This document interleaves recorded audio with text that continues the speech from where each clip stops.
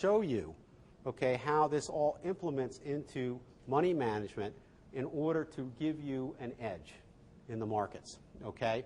And part of that is determining your trade size based on that percentage, which is based on the risk of ruin tables. All right, so when we talk about risk of ruin, we're going to have to talk about three important items here.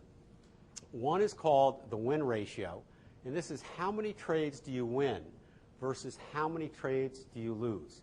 So if you have, for example, a percentage as a win ratio of 60%, that means roughly you're winning 6 out of 10 trades and losing 4 out of those 10.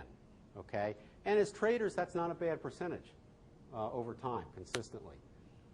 You can make money off that. I've even seen traders make money on a system where they're winning as much as they're losing, but when they win, they're winning twice as many dollars as they lose. Okay? It's possible to do that. And they're only doing that because they have what? Good money management and risk control. All right? So that leads us to payoff ratio. Okay? How many dollars do you make versus how many dollars do you lose as an average? Okay? Payoff ratio and win ratio are very married. Okay? Very married concepts. Percent of capital at risk. What is the optimal percent of capital to risk on each trade? What we have done, okay, most of the risk of ruin tables out there will give you a certain percentage of the amount of capital you're risking and then tell you if you're going to go bust or not.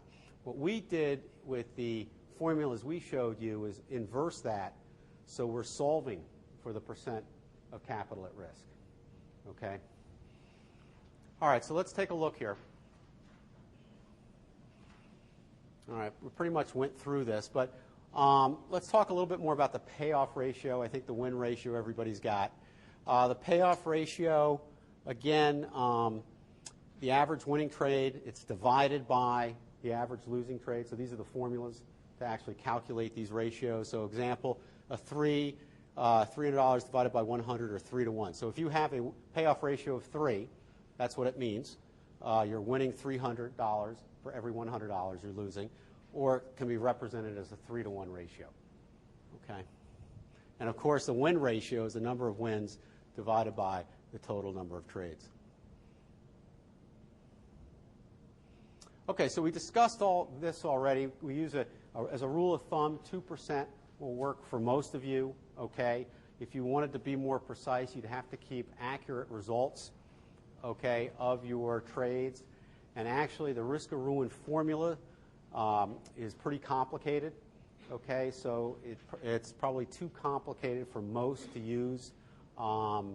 So we put that into a program called the Trader's Assistant, so you wouldn't have to mess with the actual calculation if you want to go that route.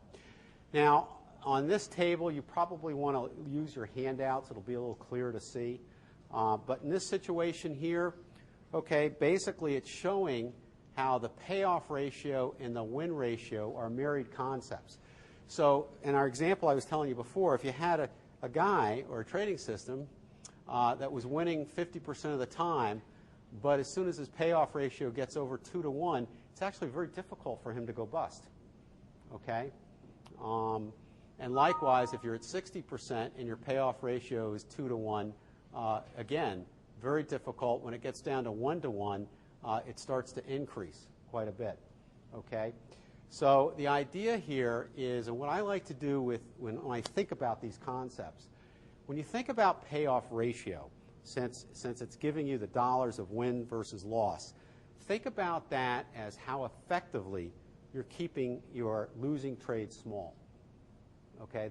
The smaller you keep them, the better that payoff ratio will be. Okay? Now, they're married concepts because we all know when we mess with a stop, that may affect our win ratio. So you can never separate them totally. Okay? But you need to be, if you're not sure what you're doing on this, test it. Okay? Go back and test your results and see exactly what your payoff ratios and win ratios are.